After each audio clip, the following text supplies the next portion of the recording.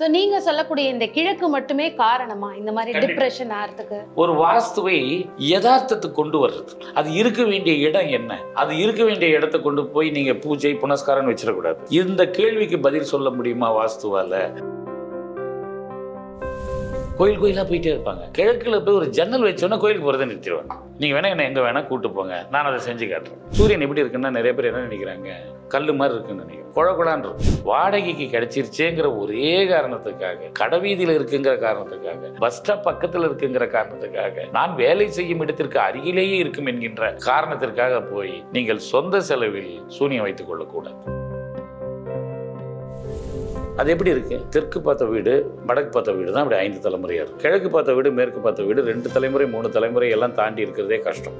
மரம் எங்க இருந்து வருது? மண்ணில இருந்து வருது. அதனால நம்ம வாஸ்துக்கு முன்னால உலகில எந்த வாஸ்து நிக்காது.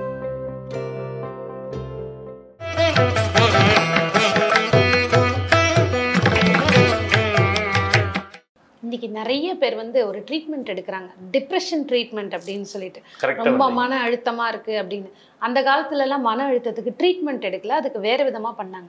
ஸோ நீங்க சொல்லக்கூடிய இந்த கிழக்கு மட்டுமே காரணமா இந்த மாதிரி டிப்ரெஷன் ஆறதுக்கு? இதுல என்ன ஒரு பெரிய விஷயம்னா, நிறைய பேர் என்ன வந்து இன்டர்வியூ பண்ணியிருக்காங்க. அதுல ஒரு உருப்படியான கேள்வி இன்னைக்கு தான் நீங்க கேட்டிருக்கீங்க. நிறைய பேர் பண்ணியிருக்காங்க. இதை யாருமே கேட்கல. ஏன்னா ஒரு வாஸ்துவை யதார்த்தத்துக்கு கொண்டு வர்றது, யதாஸ்தானத்துக்கு கொண்டு வர்றது. அது இருக்க வேண்டிய இடம் என்ன, அது இருக்க வேண்டிய இடத்தை கொண்டு போய் நீங்கள் பூஜை புனஸ்காரம் வச்சிடக்கூடாது. இந்த கேள்விக்கு பதில் சொல்ல முடியுமா வாஸ்துவால் அப்படின்னு கேட்டால் முடியும். எப்படின்னு கேட்டிங்கன்னா, இந்த கிழக்கு மூடப்படும் போது அந்த பெண்ணுக்கு வருகிற மன அழுத்தம் எதை குறித்து வருகிறது என்பதை வாஸ்து சொல்கிறது. ஆனால் ஒரு வைத்தியர் செமி ஸ்லீப்பு கொண்டு போய் கேட்பாரு, பில்ஸ் கொடுத்து கேட்பாரு, படிக்கிறேன் பாரு, ஒன்றும் கிடையாது. இது ரொம்ப எளிமையான விஷயம். கிழக்கு மூடப்பட்டு விட்டால் என் கணவனுக்கு ஏதாவது ஆகிவிடுமோ, என் மகனுக்கு ஏதாவது ஆகிவிடுமோ என்ற ஆண்களை குறித்த சிந்தனை. புரியுதா உங்களுக்கு? இது உலகம் ஃபுல்லாக ஒன்று தான். ஏன்னா கிழக்கு மூடப்பட்டு விட்டால் ஆண்களை குறித்த சிந்தனை. அப்பொழுது அதுக்கு ஏற்ற மாதிரி தான் நடக்கும். ஆண்கள் என்ன பண்ணுவாங்க, இவர்களை விட்டு விலக ஆரம்பிப்பாங்க. ஏன்னா இவங்களுடைய அந்த ஆகர்ஷணத்தை ஆண்களால் பொறுத்துக்க முடியாது. இப்போ நிறைய டிவோர்ஸ் நடக்கிற வீட்டில் போய் பார்த்தீங்கன்னா பிரச்சனை ஒன்றுமே இருக்காது. அந்த பொண்ணோட வீரியத்தை இவனால் தாங்க முடியல, அவ்வளோதான். இவனால் அவளை எதிர்த்து பேச முடியல. வீடை மாற்றி போயிட்டா, வீடை மாற்றி போகணும்னா அந்த விஷயம் அறிவு வரணும், அந்த நேரம் வரணுமா இல்லையா? கண்டிப்பாக எல்லாமே தீர்மானிக்கப்பட்டதுன்னு சொல்கிறோம். அதை நான் நம்புகிறேன். நீங்கள் எதையுமே திட்டமிட்டு செய்ய முடியாது. ஏன்னா ஏற்கனவே திட்டமிடப்பட்ட ஒரு விஷயத்தில் நீங்கள் போய் என்ன திட்டமிடுவீங்க? இந்த இயற்கைக்குன்னு ஒரு அஜெண்டா இருக்கும்போது உங்கள் அஜெண்டாவெல்லாம் அதை ஏற்றுக்காது. நீங்கள் அந்த அஜெண்டாவுக்குள்ளே தான் வரணும்.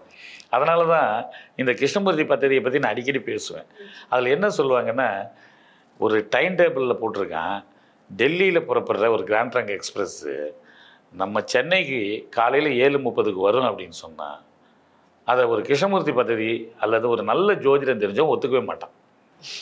ஏன் ஒத்துக்க மாட்டான்னா, இடையில எது வேணால் நடக்கலாம்.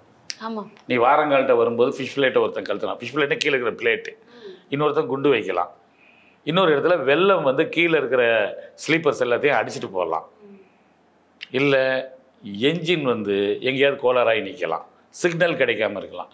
இவ்வளவும் தாண்டி தான் அது 7:30க்கு வரணும். ஆனால் வருமா நீங்கள் கணக்கு போட்டு பார்த்தீங்கன்னா வரலைங்கிறதையும் அவங்களால சொல்ல முடியும்.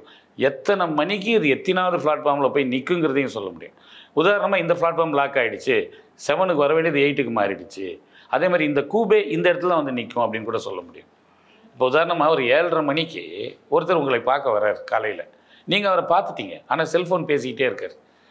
அவரை வரவேற்பதற்காக நீங்கள் என்ன பண்ணுறீங்க, வாசல் நின்று அவர் நம்ம மூஞ்சா பார்ப்பாரா அப்படின்னா அவர் 1 மணி நேரம் பேசுகிறார். நீங்கள் என்ன பண்ணுவீங்க, வந்தால் வரட்டும்னு. இதை கிருஷ்ணமூர்த்தி பദ്ധதியில் சொல்ல முடியும். ஒரு 7:30 மணிக்கு நீங்கள் பார்த்துட்டீங்க, ஆனால் உள்ளே வர மாட்டார், 8:30 மணிக்கு தான் வருவார்னு சொல்ல முடியும். இதெல்லாம் கூட சொல்ல முடியுமா? ஆமாம், கிருஷ்ணமூர்த்திங்கிறவர் வாழ்ந்தார். அவர் ஒரு தடவை இந்திரா காந்தியை பார்க்க போனார். அவருடைய பிஏ வந்து கரெக்டாக 10:30 மணிக்கு நீங்கள் வெயிட் பண்ணுங்கள், அம்மா ரெடி ஆகிடுவாங்கன்னு இவர் ஒரு சீட்டில் 12 மணி எழுதி கையில் கொடுத்துட்டார். இந்த சம்பவம் கேள்விப்பட்டிருக்கோம். அப்போ என்ன அர்த்தம்னா, இவங்க லக்னத்தை பார்ப்பாங்க. எப்படி லக்னத்தை பார்ப்பாங்கன்னா, இந்த லக்னத்தில் பார்க்கணும் 2 மணி நேரத்துக்கு ஒரு லக்னம் இருக்குது. மாறுபடும். ஒரு நாளைக்கு வந்து என்னன்னு கேட்டீங்கன்னா 12 லக்னம், 12 × 24 மணி நேரம் 2. அப்போ கும்ப லக்னத்துல இந்த அம்மாவை பார்க்க முடியாது, மீன லக்னத்துல தான் பார்க்க முடியும். அவர் நினைச்சிட்டாருன்னா டைம் கரெக்டா உங்க கைக்கு வந்துட போகுது. இந்த லக்னம் எத்தனை மணிக்கு முடியும்? 12 மணிக்கு முடியும். அப்ப 12 மணிக்கு அடுத்த லக்னம் ஸ்டார்ட் ஆகும். அந்த லக்னத்துல இந்த அம்மா பார்க்க முடியும்னா கேட்கிறவனும் பார்க்கிறவனும் மிரண்டு போயிடுவான். ஆனா ஜோதிடத்துல இது ஒரு அடிப்படை விஷயம். அது போலதான் வாஸ்துல என்ன நான் சொல்றேன்னா, இந்த கிழக்கு மூடப்படும் போது உடல் ரீதியா நீங்க பாதிக்கப்படுறீங்களா, ஆன்ம ரீதியா பாதிக்கப்படுறீங்களான்னு இப்ப நம்ம கேட்கணும் இல்லையா? உடல் ரீதியா பாதிக்கப்படுறதுக்கு மற்ற 3 திசைகளும் இருக்கு. ஏன்னா இன்னும் நம்ம வச்சிருக்கோமே, தெற்கு வச்சிருக்கிறோம், மேற்கு வச்சிருக்கிறோம், நிறைய வச்சிருக்கிறோம். ஆனால் ஆன்ம ரீதியா ஒருத்தன் தாழ்ந்து போயிட்டானா, வீழ்ந்து போயிட்டானா, அவன் உடல் இருந்து என்ன பண்றது? பிரயோஜனம் இல்லை. மனதளவில் ஒருத்தன் வந்து என்னன்னு கேட்டீங்கன்னா ஸ்ட்ராங்காக இருக்கான், ஆனால் ஆன்ம ரீதியாக தாழ்ந்து போயிட்டான். இதை உங்களால் புரிஞ்சு கொள்ள முடிகிறதா? இதுதான் வந்து பார்த்தீங்கன்னா நம்முடைய புராணங்களில் வந்து பார்த்தீங்கன்னா ஒரு சின்ன ஒரு இடத்துல, அந்த இடத்துல எனக்கு ரொம்ப ஆச்சரியமான இடம் அந்த மகாபாரதத்தில். நம்மளுடைய கர்ணன் வந்து இறந்து போயிடுறான். ஆனால் தன்னுடைய மூத்த சகோதரன் அவன்தான் என்பது தர்மருக்கு தெரிய வருது.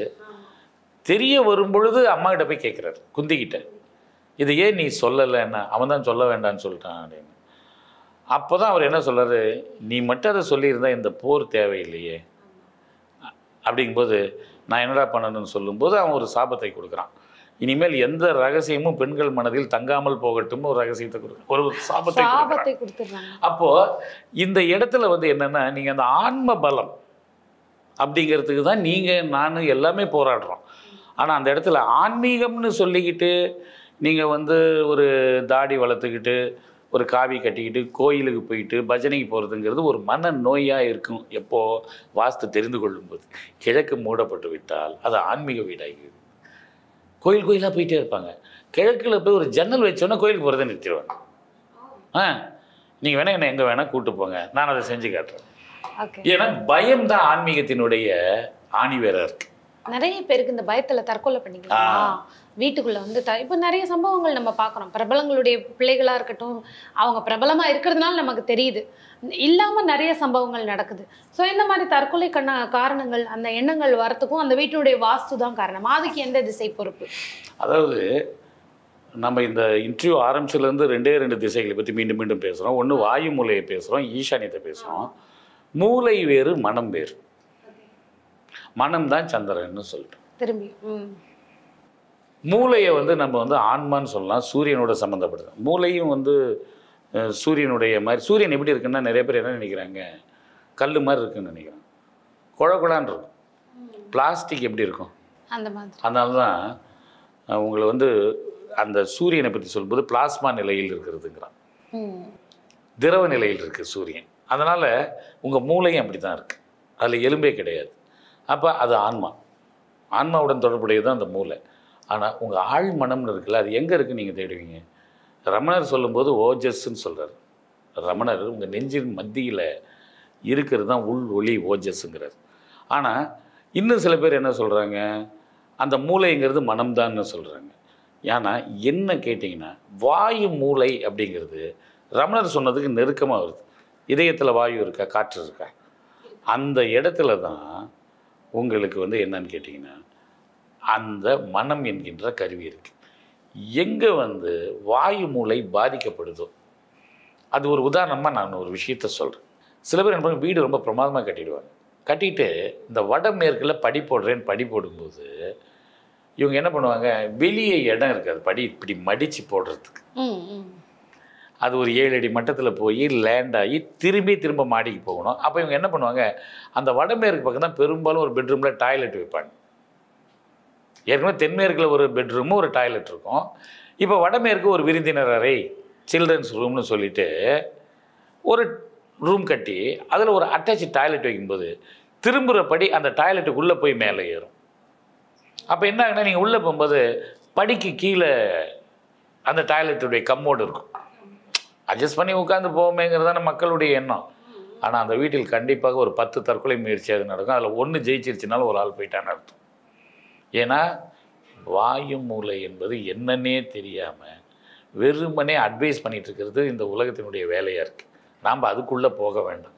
மருத்துவர்கள் கோபித்துக் கொள்வார்கள். ஏன்னா நிறைய மருத்துவர்களே சூசைட் பண்ண வீடுகளுக்கு நான் போயிருக்கேன். அங்கே வாய்மூலையில் அது இருக்கும். அதனால் உங்கள் மனதை ஒடுக்கக்கூடாது. இன்னும் சில பேர் இடம் வாங்குவாங்க. இடம் வாங்கும்போது என்ன பண்ணுவாங்கன்னா, அந்த வடக்கு பக்கம் எல் மாதிரி கட்டாக இருக்கும், அந்த வட மேற்கு திசை. என்ன சொல்லுவாங்க, ஈசானியம் வளர்ந்துருச்சும்பாங்க.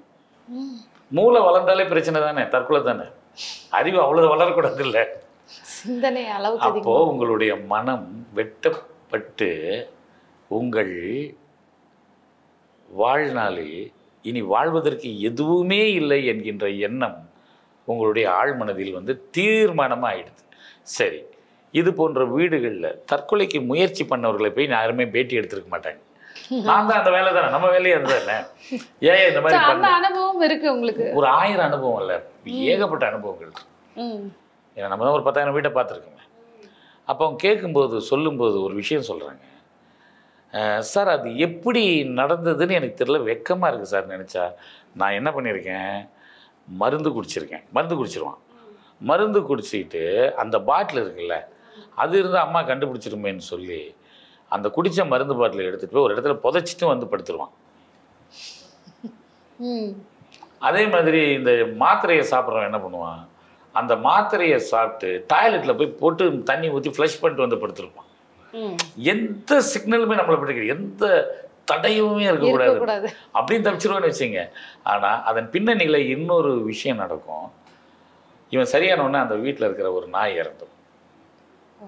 இப்போ தான் அந்த வாஸ்துவை நம்ம நம்ப ஆரம்பிக்கணும். எப்படி நம்ப ஆரம்பிக்கணும்னா, ஒரு வீட்டில் எந்தெந்த பகுதி பாதிக்கப்படுதோ அந்தந்த பகுதியை சார்ந்த உடல் பாகங்கள் பாதிக்கப்படுகின்றன. ஈசானியம் பாதிக்கப்பட்டால் தலை பாதிக்கப்படுது. தென்கிழக்கு மூலையான ஆக்கினேயம் பாதிக்கப்பட்டால் உங்கள் வயிறு பாதிக்கப்படுகிறது.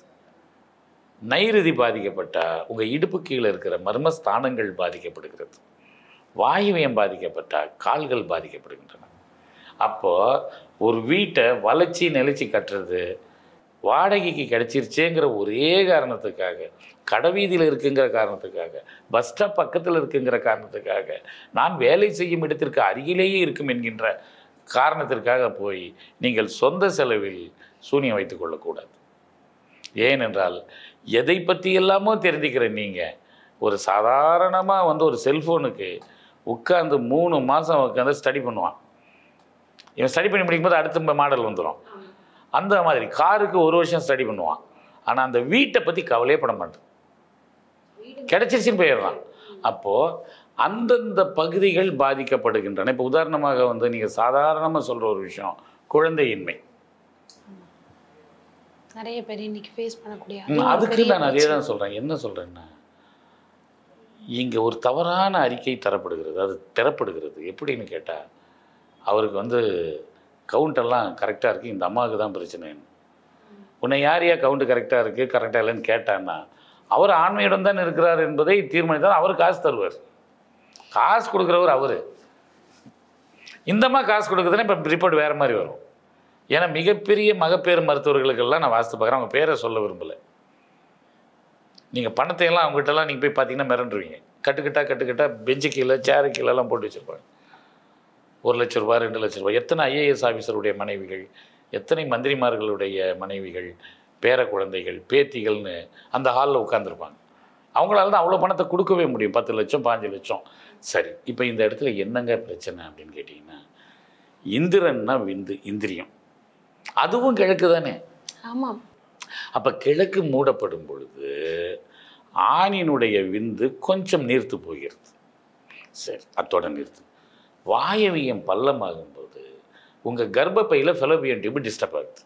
ஏன்னா வாயு என்பது கர்ப்பத்தையும் குறிக்கும், மனதையும் குறிக்கும். அதனால தான் கோயிலில் அம்மன் இருக்கிற இடம், அந்த ஐயா இருக்கிற இடம், தாயார் இருக்கிற இடம், கடவுள் இருக்கிற இடம் எல்லாத்தையும் கருவறைன்னு நம்ம சொல்கிறோம். ஆமாம், அது ஒரு கருவறை. வடமேற்கு நிறைய பேர் வடமேற்குன்னா டாய்லெட் வைக்கிற ஏரியான்னு ரொம்ப நாளாக சொல்லிட்டு தெரியுறான். உண்மைதான், நீ வச்சுக்கோ டாய்லெட்டை. ஆனால் அதனுடைய வேல்யூ என்னன்னு தெரியுமா? இந்த உலகத்தில் முதலில் தோன்றியது வாயு தான். அதன் பிறகு தான் மற்ற விஷயங்கள் தோணுது. இப்போ நைருதினா மண்ஸ்தானத்தில் தான் சவுத் வெஸ்ட் இருக்குது, மண்ணில் தான் உங்கள் விதையை போட முடியும். அதனால தான் மாஸ்டர் பெட்டுங்கிறோம். அதனால தான் ஒரு விஷயத்தை நீங்கள் பூரணமாக தெரிந்து கொள்ளும் பொழுது அதை இல்லை என்று நீங்கள் சொல்ல மாட்டீர்கள். நிச்சயமா நிச்சயமா. இப்போ தெற்கு பார்த்த வாசலுக்கு நிறைய பேர் வந்து குடி போக மாட்டாங்க, ஆனால் வாடகை கம்மியாக இருக்கும். ப்ளஸ் அந்த இப்போ வந்து நிறைய பேர் அதை பார்க்கறது இல்லை. உண்மையிலேயே தெற்கு பார்த்த வாசலில் குடி போகிறதுனால நமக்கு ஏற்படக்கூடிய விளைவுகள் என்ன? இந்த மாதிரி எல்லாம் விஷயம் நடக்கும் தெற்குல போனா அப்படின்னு. நீங்கள் இந்த 5 தலைமுறை வீடுகள் பார்த்துருக்கீங்களா? பெரிய வீடாக இருக்கும். 5 தலைமுறையாக ஒருத்தட்டே இருக்கும் அந்த வீடு. ஆமாம். அது எப்படி இருக்கு? தெற்கு பார்த்த வீடு வடக்கு பார்த்த வீடு தான் அப்படி 5 தலைமுறையாக இருக்கும். கிழக்கு பார்த்த வீடு மேற்கு பார்த்த வீடு 2 தலைமுறை 3 தலைமுறை எல்லாம் தாண்டி இருக்கிறதே கஷ்டம். என்ன காரணம்னு கேட்டிங்கன்னா, கிழக்கு பார்த்த வீடு மேற்கு பார்த்த வீட்டில் சூரியன் உள்ளே வருவான். அது மாற்றங்களை செய்து கொண்டே இருப்பான். கைக்கு கை மாறும். பழைய வீடு அப்படியே இடிஞ்சு விழுவும், அல்லது புது வீடாக மாற்றுவாங்க. அடுத்த ஃப்ளோர் மாற்றங்கள் என்பது நிலையானது. அதை சூரியன் செய்து கொண்டே இருப்பான். சூரியன் வந்து எப்படின்னு கேட்டிங்கன்னா ஒரு டஸ்டர் மாதிரி. நேற்று நீங்கள் என்ன நினச்சிங்களோ அந்த வேலையை சந்திரன் செஞ்சான் இல்லையா, இன்றைக்கி சூரியன் வந்து அதை அழிப்பான். பாரு, அவனுக்கு வேறு வேலை இல்லை, உன்னை இந்த மாதிரி திங்க் பண்ண வச்சுருக்கான். நைட்டெல்லாம் நீ இப்படி திங்க் பண்ணிகிட்டு இருந்திருக்க, ரைட், இப்போ நான் வந்துட்டேன்ல, அதெல்லாம் தப்பு அப்படின்னு சூரியன் வந்து ஒரு ஆசிரியரை போல் அந்த உங்கள் மனம் என்கின்ற கரும்பலகையில் இருக்கிற அந்த சந்திரன் செய்து விட்டு போன அந்த கிறுக்கல்கள் எடுத்து அழிப்பார். சந்திரன்னா குழந்தை, அது பிளாக் போர்டில் என்ன பண்ணிடுச்சு, மனம் என்னும் கரும்பலகையில் கிறுக்கிட்டு போயிடுச்சு. மறுநாள் சூரியன் வர்றார். இப்போ ஒரு பாடம் நடத்தணும் இல்லை உங்களுக்கு, அப்போ அதை அழிக்கணும் இல்லை, அவர் திட்டிக்கிட்டே அழிக்கிறார். வேறு வேலை இல்லை, நீ வந்து இப்படி பண்ணி வச்சுருக்க அப்படின்னு சந்திரனை 2 திட்டிட்டு இவரை பார்த்தோன்னே சந்திரன் ஓடிட்டான் இல்லை. ஏன்னா இவர்கிட்ட தான் சந்திரனே ஒளியை கடன் வாங்குறவன். அவனுக்கு சுயம் கிடையாது. இவனுக்குன்னு சோறு போட்டால் என்ன வேலையை பண்ணி பார்த்துருக்கான் பார்த்தியா அப்படிங்கிற மாதிரி இவர் வந்து கிளம்பிட்டார் சந்திரன். இவர் அந்த அழிக்கிறார். அப்போ அந்த குடும்பத்தில் இருக்கிறவன் நேற்று நைட்டு மென்டலாக இருந்தவன் காலையில் நல்லா இருப்பான். ஆமாம், சில பேர் நிறைய பேர் இருப்பாங்க, காலையெல்லாம் நல்லா இருப்பாங்க, நைட் ஆனால் படுத்துவாங்க. இது போன்ற அமைப்புகள் அங்கே இருக்குது. ஆனால் தெற்கு வடக்காக இருக்கிற வீடுகளில் கிழக்கு மூடப்பட்டிருக்கும். அந்த வீடு நீளமாக இருக்கும். உண்மை, நான் பார்த்திருக்கேன் அந்த மாதிரி ஒரு வீடு. தெற்கு பார்த்த வீடு சிட்டியில் முக்கியமான ஒரு இடத்துல இருக்குது. அது எனக்கு ஒரு தெரிஞ்சவங்க தான் இருக்காங்க. கிழக்கு கம்ப்ளீட்டாக ஒரு ஜன்னல் கூட கிடையாது. ஆனால் அதே இடத்துல ஒரு 18 வீடுகள் இருக்குது. நான் சொல்கிறது அப்பார்ட்மெண்ட்டு. நிறைய பேர் நல்லா தான் இருக்காங்க. அப்பார்ட்மெண்ட்டை விட்டுருங்க, நம்ம தெற்கு அப்படிங்கிற ஒரு விஷயத்தை கேட்டிங்க. அது பார்த்திங்கன்னா நீண்ட நாட்கள் தலைமுறையாக வாழ்கிற வீடுகளாக அது இருக்கும். ஆனால் அதில் கேட்டிங்கன்னா அந்த பத்திரத்தை நீங்கள் கவனிச்சிங்கன்னா ஒரு பாட்டி, அதுக்கப்புறம் ஒரு பாட்டி, அதுக்கப்புறம் ஒரு பாட்டி, அதுக்கப்புறம் ஒரு பாட்டி, இன்றைக்கி இவருடைய மனைவி, எல்லாமே பெண்களாக தான் இருப்பாங்க. பெண்களாக தான். ஏன்னா ஆண்களும் சீக்கிரமாக போயிருப்பாங்க. கிழக்கு மூணுனா அவருக்கு என்ன நீண்ட நாள் என்ன இருக்குது? நான் திரும்பி சொல்கிறது, இது யோகா பண்ணுறீங்க, தியானம் பண்ணுறீங்கன்னா கிழக்கு கொஞ்சம் மூடுங்க சார் அப்படிம்பேன். ஏன்னா அது ஒரு கடை தான். நான் யோகா மாஸ்டர்னு சொல்லிப்பார். ஆளே வரல, நம்மளை வாஸ்து பார்க்க கூப்பிடுவார். நான் முதல்ல போனோன்னே கிழக்கு ஜன்னல்லாம் மூட சொல்லிடுவேன். ஏன்னா உயிருக்கு பயந்தோன்னா வந்து யோகா பண்ணுவானே தவிர இங்கே என்ன ஞானம் இருக்குது? என்ன ஞானம்? ஒரு துப்புரவு தொழிலாளியை விட உனக்கு என்ன பெரிய ஞானம் வந்து? ஃபர்ஸ்ட் சூரிய நமஸ்காரன்ற ஒரு விஷயத்தை தானே சொல்லுவேன். ஆமாம், உன் வீடு அதை பண்ணணும், நீ பண்ணக்கூடாது. நீ சூரிய நமஸ்காரம் பண்ணக்கூடாது, உன் வீடு பண்ணணும். உன் வீட்டில் இருக்கிற கிழக்கு பகுதியெல்லாம் மூடி காமன் வாலாக வச்சுக்கிட்டு அந்த வீட்டுக்கு இந்த வீட்டுக்கும் பொதுவுங்க, என் செவுறு பாதி இருக்குது, அவர் செவுறு பாதி இருக்குது, இது பொருந்தல் பாத்தியம் அப்படின்னு சொல்லும்போது நீ சூரிய நமஸ்காரம் பண்ணால் என்ன, பண்ணலைன்னா என்ன? உனக்கான முடிவு இதுதான். நீ சூரிய நமஸ்காரம் பண்ணாலும் இவ்வளோ நாள் தான் இருக்க போகிற, பண்ணலைன்னா ஒன்று ஆயுள் குறைவு. அதனால்தான் அதை பெண் வீடு என்கிறோம். அது பெண்ணுக்கு வந்துடும். அந்த பாட்டி 95 வயசு வரல இருக்குன்னா காரணம் இதுதான். தெற்கு பார்த்த வீடுகளில் பெண்களுக்கு தான் ஆயுள் பலம் அப்படிங்கிறத விட இதை வேற மாதிரி பாருங்க. பொதுவாக இந்த வடக்கு மட்டுமே பார்த்த தெற்கு மட்டுமே பார்த்த வீடுகளில் பெரும்பாலும் ஆண்கள் சீக்கிரமே வந்து தன்னுடைய முடிவை தேடிக்கொள்வதால் பெரும்பாலும் இருக்கிற சொத்தை குடித்தே அழித்து விடுவது. ஏன்னா கிழக்கு முன்ன குடிக்க ஆரம்பிச்சிடும். அல்லது கிழக்கு மூடுனா அவனுக்கு இன்னொரு பெண்ணினுடைய தாய்மை தேவை.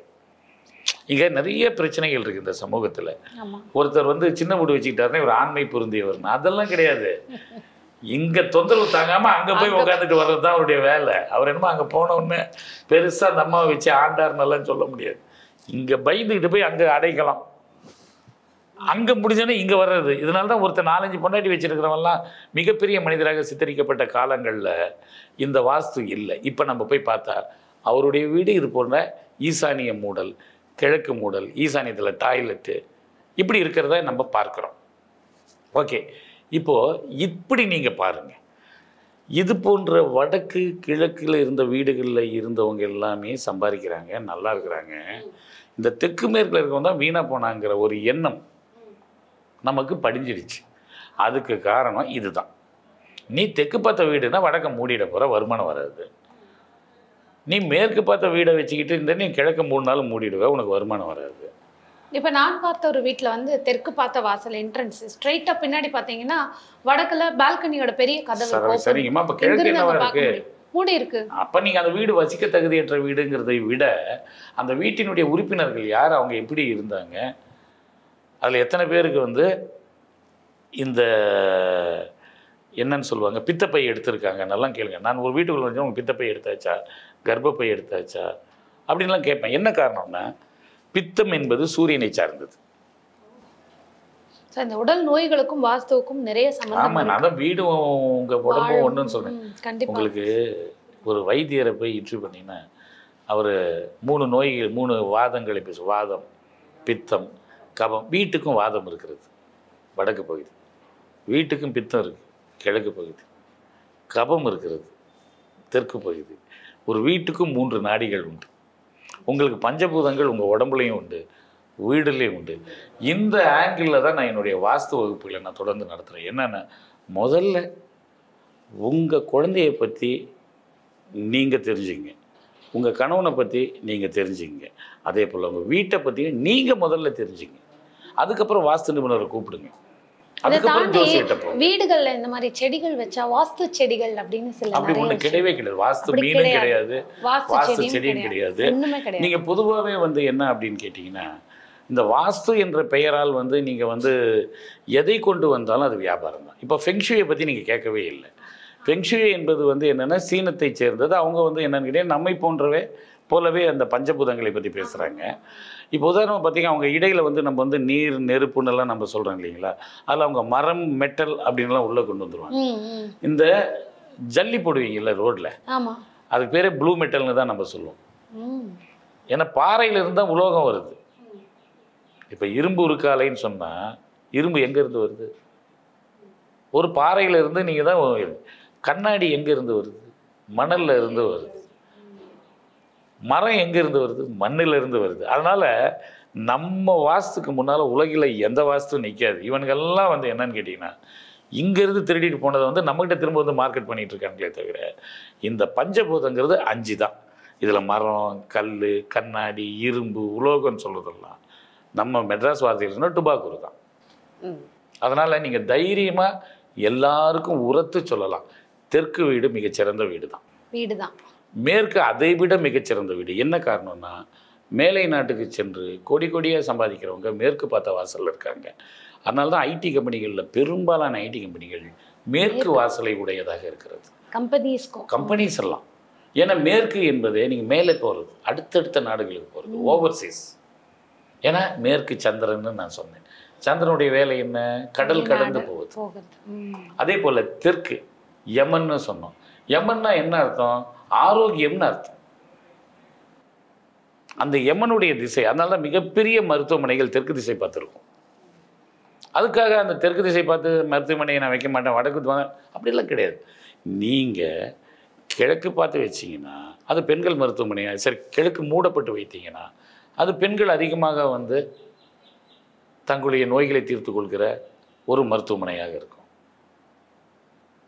அதே போல் ஈஸ்ட் ஓப்பனாக இருந்தால் ஆண்கள் அதிகமாக வருகின்ற ஒரு பல்நோக்கு மருத்துவமனையாக இருக்கும். இவ்வளோதானே. ஸோ நீங்கள் பார்த்து வியந்து ஆச்சரியப்பட்டு நீங்கள் மாற்றி அதனால் மாற்றம் கண்ட ஏதாவது ஒரு நிகழ்ச்சியை வந்து நேயர்களுக்காக நீங்கள் சொல்லுங்கள். இந்த பூஜை ரூம் வந்து எப்பொழுதுமே வந்து நம்முடைய மக்களுக்கு வந்து ஒரு தீராத குழப்பமாக இருக்குது.